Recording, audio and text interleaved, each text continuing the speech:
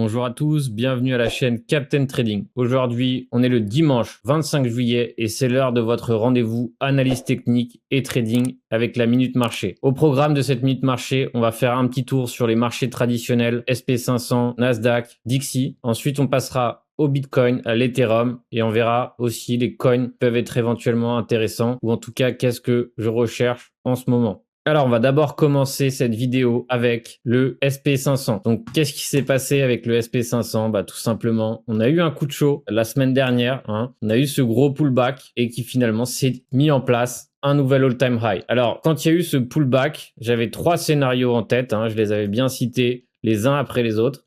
Et c'est finalement le scénario 1 qui s'est mis en place, c'est-à-dire de tout simplement mettre un coup de chaud, réintégrer ici et derrière de repartir comme l'an 40. Donc, les autres scénarios qui ne se sont pas mis en place, c'était soit on avait un creux ici équivalent au suivant, on refait peur et derrière on a un W, ou évidemment le dernier scénario, continuation baissière. Alors que se passe-t-il? Qu'est-ce que ça veut dire pour nous en crypto que ces marchés soient en train de nous remettre, de nous redessiner des nouveaux plus hauts? Pour l'instant, évidemment, pour nous, c'est bon signe. Donc évidemment, pour l'instant, il y a une méga divergence qui est en train de se dessiner. Donc, évidemment, grosse prudence. Quoi qu'il arrive, je pense qu'il faut être prudent. On est les vacances, on est le mois d'août bientôt qui arrive. Je ne pense pas que sur les marchés, ça va donner lieu à des gros mouvements énormes alors que une majorité va partir en vacances. Donc, c'est possible, tout est possible. Comme vous savez, je suis toujours ouvert à toute possibilité. C'est pas parce que je pense que quelque chose va se mettre en place que c'est ce qui va forcément arriver. Je suis toujours prêt, ou en tout cas, j'essaye de toujours me tenir prêt pour tous les cas de figure. Donc, ici, le SP500 nous a dessiné un nouveau plus haut. Ici, le Dixie,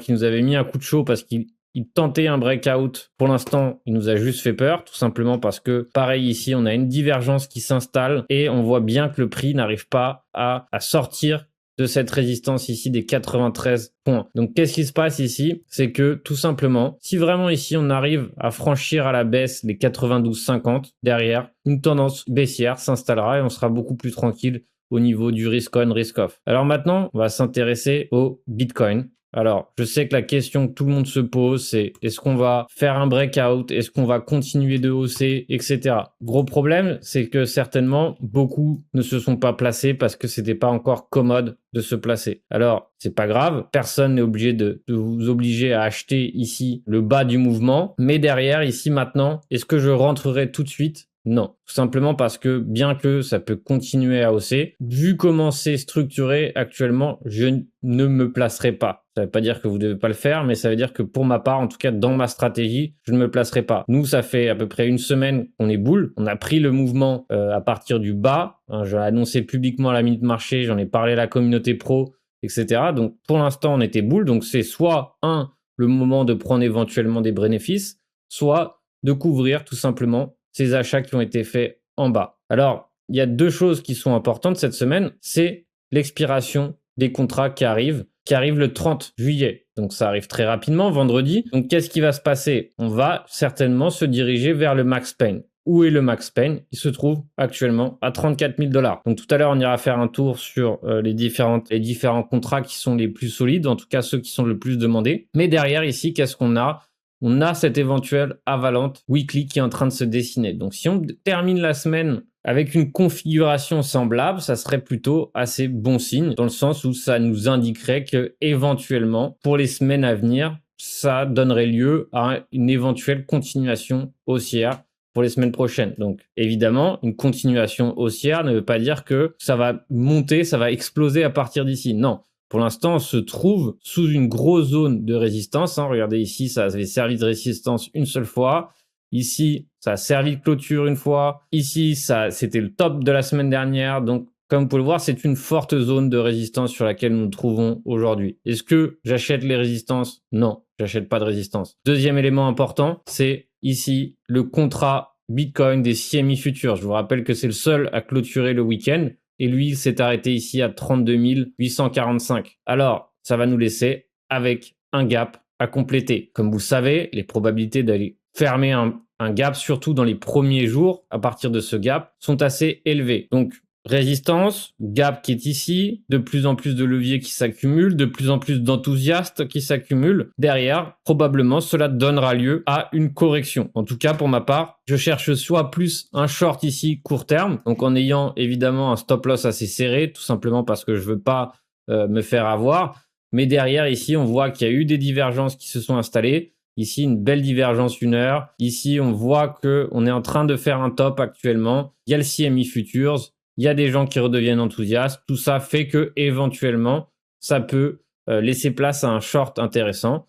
Mais derrière, possible que ça soit cette correction, si elle vient, possible qu'elle termine tout simplement en un pullback daily. C'est-à-dire que ici, théoriquement, on a réussi à s'affranchir du dernier sommet. Vous voyez ici, même si c'est pas beaucoup, on a réussi à s'en affranchir. Donc théoriquement, ici, ce V qui a laissé très peu de place pour acheter donne lieu tout simplement à un retournement de tendance. Donc certains appelleraient ça un retournement de tendance vu que le sommet est supérieur au précédent. Maintenant, je vais sortir Fibo tout simplement et derrière ici, j'aurais envie d'acheter la prochaine correction qui se profile tout simplement parce que derrière, j'aurai une invalidation qui est claire et derrière, j'ai une tendance qui est haussière. C'est-à-dire qu'en achetant le rebond, je serai dans le sens de la tendance. Là, on se trouve sous la borne basse de ce range, ce range géant qu'on a depuis le 24. Donc derrière, ici, c'est possible qu'on ait cette correction qui s'installe. On a le gap du CME Futures qui se trouve actuellement par ici. Donc, pourquoi pas tout simplement chercher, en tout cas, voir si ici derrière, il y aura une correction qui se met en place sur ces niveaux ou tout simplement plus bas. Alors, encore une fois, vous avez le choix tout simplement d'attraper le pullback ici avec un limit order ou tout simplement attendre un signal, ici un éventuel creux au-dessus du précédent sur des unités de temps plus courtes pour derrière tenter le haut du range et pourquoi pas, si tel est le cas, aller chercher ici la borne supérieure du range aux alentours de 39 000, etc., etc. Mais en tout cas ici, les leviers commencent à s'enchaîner. Beaucoup de gens seront dans le mal si derrière on vient les liquider. Donc maintenant qu'on a liquidé une grosse partie des shorts, parce que je vous rappelle que ces mouvements qui se sont profilés ont majoritairement été dus à des liquidations de shorts. Donc maintenant qu'on a ça qui s'est mis en place, pour ma part, j'irai pas longue, quoi qu'il arrive là où on en est. Donc prise de bénéfice pour ma part, une partie. Put option pour protéger mon capital si ça baisse. Et derrière, tout simplement, acheter plus bas si la correction se met en place. Mais on a une allure de top qui se met en place comme ça sur pas mal de coins, ce qui fait que pour ma part, je préfère prendre des bénéfices ou acheter plus tard ou encore short. Donc short, je le rappelle, c'est pour les pros, c'est pour ceux qui ont une gestion de risque adaptée et évidemment, c'est pas pour les débutants. Donc quand on short, on doit avoir un stop loss, quoi qu'il arrive, le respecter et avoir un plan bien précis. Donc ça, c'est pour le Bitcoin.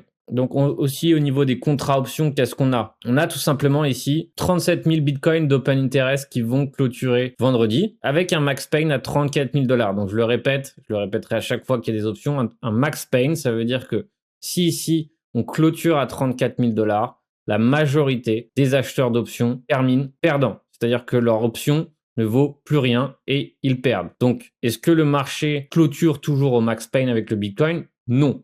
C'est arrivé une ou deux fois de tomber pile sur le max pain, mais globalement, c'est 20-30% au-dessus du max pain. Donc, on voit que tous les prix ici où il y a le plus de volume, les derniers volumes qui sont arrivés, certainement ici à 36 000 $, c'est un paquet de vendeurs de call qui se sont installés. Si on clôture à 34K, tout simplement, la majorité des acheteurs terminent perdants. Donc, qu'est-ce qui va se passer une fois qu'on est passé vendredi? Le prix aura plutôt tendance à se diriger à son libre arbitre, c'est-à-dire qu'il ne sera plus influencé par ces vendeurs d'options. Donc, retour peut-être d'une continuation haussière ou pas. Mais en tout cas, pour l'instant, tout me fait penser qu'on va tenter de garder le prix à 34K. Il reste 5-6 jours avant la clôture. Donc, je pense que 32, 33, 34K, voire 35 ou 36 seront globalement les ordres de prix auxquels on peut s'attendre prochainement avec, pour l'instant, une possibilité qu'on termine au max pain à 34K. Ici pour l'Ethereum, parce que maintenant je vous rappelle que l'Ethereum est le deuxième acteur principal des options. Donc ici on a presque 300K d'Ethereum qui vont clôturer. Max pain 2200. Donc encore une fois, possible que le prix tente de clôturer à 2200. Là, le mois dernier on a réussi à clôturer au max pain si je me trompe pas. Donc on va voir si ce mois-ci on va y arriver, on va clôturer au max pain. Donc ça, c'est bon à savoir dans le sens où on était largement en dessous. Et comme vous avez pu voir, finalement, peu avant l'expiration, le prix a réussi à s'extirper vers le haut pour se diriger vers le max pain. Alors, si vous vous rappelez un peu en bull run à l'époque, aux alentours de mars, avril, etc., c'était le contraire. Le Bitcoin était largement au-dessus du max pain et derrière, 1 ou 2 semaines avant expiration, le prix commençait à chuter, à se diriger vers le max pain. Donc, c'est toujours important de toujours connaître un peu les cas de figure pour que derrière, quand ça arrive à nouveau, vous soyez capable d'identifier ce genre de situation. Donc, plusieurs fois, dernièrement, on était largement en dessous du max pain et on avait vu un max pain supérieur et le prix avait tenté à la fin de se diriger vers ce max pain. Donc, c'est une corrélation intéressante à retenir. On va regarder Ethereum, le numéro 2, et il se retrouve dans une configuration assez semblable au Bitcoin. C'est-à-dire qu'on a eu un superbe point d'entrée la semaine dernière, mais derrière, il n'a pas donné suite, il n'a pas donné d'opportunité de se placer, on va dire, allègrement sur un pullback. Il a fait ce run de façon assez sèche et derrière maintenant, il a entamé ce mouvement haussier. Donc derrière, ici, on a une avalante ou possiblement une avalante baissière qui se met en place. Et pareil, on a un tweezer top ici qui s'est mis en place. Aucune envie d'acheter ce mouvement, si ce n'est d'acheter plus bas ou tout simplement tenter un short sur Ethereum. Donc dernièrement, les shorts se sont pas mal ramassés. Il faut le savoir que même moi, j'ai pris des opportunités short qui se sont pas forcément révélées gagnantes. Il arrive un moment où les shorts vont prendre éventuellement le contrôle. Donc là, si on regarde en 1 heure, on a ce changement de structure qui s'est mis en place avec cette divergence 1 heure qui s'est mis en place. Donc derrière, ça nous laisse une invalidation assez claire ici, au-dessus des 200 et quelques, 2200, c'est l'invalidation. Ça veut dire que si vraiment on vient chercher ici les 2200, il y aura éventuellement une continuation haussière qui se mettrait en place. Si on arrive à rester en dessous des 2200 en clôture, évidemment, parce qu'on peut très bien aller chercher une petite mèche de liquidité et revenir, ça compte pas. Mais derrière, on a un petit short qui peut se mettre en place aussi jusqu'à éventuellement ici les 2020 ou éventuellement, si on a de la chance, c'est ça plus bas vers 1960. Encore une fois, c'est risqué, c'est un short. Les shorts se sont pas mal ramassés ces derniers temps. Mais en tout cas, je cherche pareil à un moment donné à chercher un achat sur cet Ethereum. Et par exemple, on peut voir que le but, quand on cherche un achat dans ce genre de cas de figure, c'est de chercher des zones de confluence, chercher des zones qui peuvent être des zones d'intérêt, qui peuvent être des zones où le prix va certainement se poser. On voit cet ancien sommet ici qui s'est dessiné ici, c'était une ancienne résistance vers les $2000. Comme vous pouvez le voir, ici, on a franchi vers les $2000. Donc, comme vous pouvez le voir, c'était la résistance sur laquelle on était pendant longtemps. Cette grosse bougie est venue franchir cette résistance et derrière, on a haussé par la suite. Donc, comme vous pouvez le voir, cette résistance correspond aussi et se situe entre les 38,2 et les 0,5 de Fibo. Donc pareil ici, c'est un endroit, en tout cas cette zone, c'est une zone que je chercherai à acheter ou à chercher un signal sur cette zone. Et évidemment, si on va plus loin des 1700, j'aurais pas envie de rester sur ce trade. Mais derrière, je pense qu'on va avoir éventuellement une opportunité achat qui se met en place plus tard. Encore une fois, aucune envie de me précipiter. N'oubliez pas Max Pain ici à 2200. Donc des probabilités pour que jusqu'à vendredi, on reste aux alentours de 2200. Et encore une fois, n'oubliez pas qu'une semaine avant expiration, ça devient toujours plus délicat de trader car le prix est légèrement pas manipulé, mais généralement les vendeurs d'options, les grosses positions tentent d'amener le prix là où ils le souhaitent. Alors maintenant qu'on a établi un plan plus ou moins sur Ethereum, donc encore une fois pour résumer, je suis plutôt short, court terme, évidemment, c'est pour chercher un mouvement rapide pour couvrir mon spot. Et derrière, je chercherai certainement un achat swing plus tard. Donc derrière, maintenant, on va s'intéresser à certains coins. Donc je pense que vous avez tous entendu parler du Axe, du Alice, du Tower, etc. Donc encore une fois, c'est pas le genre de coin où je vais me placer maintenant. Donc je suis rarement dans les bons coups, mais pour une fois, j'ai eu la chance d'avoir été placé au bon moment sur ce genre de coin. Comme vous pouvez le voir ici dans le Discord Pro, j'ai parlé de faire un DCA ici le 24 juin sur des coins qui sont liés aux jeux en ligne. Donc, il y avait du Alice, du SLP, du Tower, entre autres. Et derrière, j'ai pas eu de Axe, mais tous ces coins ici ont déjà fait 3-4x depuis mon achat. Donc, pour ma part, ça y est, c'est prise de bénéfice. Quoi qu'il arrive, maintenant que j'ai fait 3-4 fois mon investissement initial, je vends une grosse partie et derrière, j'ai plus de risque dessus. C'est-à-dire que peu importe ce qui se passe, même si le coin va à zéro, j'ai récupéré mon investissement et derrière, la seule chose qui reste, c'est uniquement des gains. Donc, c'est ça qu'on veut faire dans ce genre de cas de figure. Donc, moi, quand je vois un graphique comme ça, la dernière chose que j'ai envie de faire, c'est d'acheter. Ça termine toujours de la même façon et c'est de façon douloureuse. C'est-à-dire que derrière, la majorité pense rater une opportunité du siècle et derrière pense qu'elle n'arrivera jamais à nouveau dans ce genre d'opportunité et derrière, ça y est, on met tout son argent dedans en croyant que ça va continuer à augmenter. Alors peut-être que ça va continuer à augmenter, mais généralement, une parabole termine par s'écraser. C'est à chaque fois pareil. Il n'y a pas une fois où c'est pas le cas. Ça met du temps, ça peut mettre du temps, 1 mois, 2 mois, 3 mois, mais ça finit toujours pareil, ça finit de façon douloureuse. Donc, derrière, mon conseil, enlevez ces valeurs de votre écran et n'y revenez pas avant plusieurs mois, avant qu'on revienne sur des niveaux cohérents, c'est-à-dire au minimum ici les $20. Au minimum, les $20, l'ancienne résistance. Sur ces niveaux, oui, je serais tenté d'acheter, pas avant, d'accord? Pour l'instant, ça sent la parabole et ça sent le graphique qui va faire mal à beaucoup. Donc beaucoup de gens ont tenté le short, ils se sont fait avoir plein de fois, tout simplement parce qu'il nous a donné des signes de divergence qui rapidement se sont soldés par des continuations haussières. Donc j'irai pas me précipiter pour le short, mais en tout cas, il faut être prudent et derrière, ne pas acheter un investissement maintenant. Que vous voulez acheter un rebond, prendre votre profit, très bien, mais le mieux, c'est de tout simplement éviter de regarder ce genre de coin et éviter de penser que vous avez raté l'opportunité du siècle. Des opportunités, il y en aura toujours et la prochaine fois, vous tenterez d'y être et tout simplement, faut pas croire que quand on voit ce genre de graphique, combien prennent réellement bien leurs bénéfices quand il faut, etc. C'est pour ça que ne pensez pas à ce que vous auriez pu rater, que vous auriez pu gagner si vous aviez été dedans parce que derrière, ça peut juste uniquement abîmer votre mindset et vous empêcher de voir la réalité, de vous empêcher de vous focaliser sur ce qu'il y a tout de suite et les opportunités d'aujourd'hui. Donc faites attention à ce genre de coin. Pour ma part, j'irai absolument pas me jeter dessus et la dernière chose que je ferai, c'est de me jeter sur une bulle hypée, tout simplement. Donc prudence, faites ce que vous voulez derrière, évidemment, mais soyez prudent.